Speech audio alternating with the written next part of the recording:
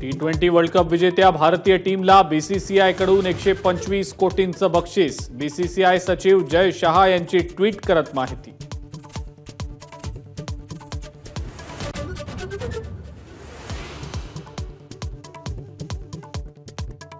विराट कोहली, रोहित शर्मा नंतर आता रवींद्र जडेजाचाही आंतरराष्ट्रीय T20 क्रिकेटमधून निवृत्तीचा निर्णय। वर्ल्ड कप जिंकल्यानंतर T20 क्रिकेटला अलविदा।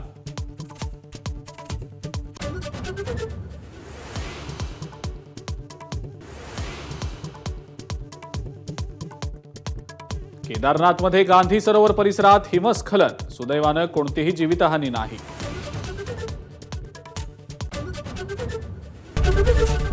एबीपी माझा, उघडा डोळे बघा नीट।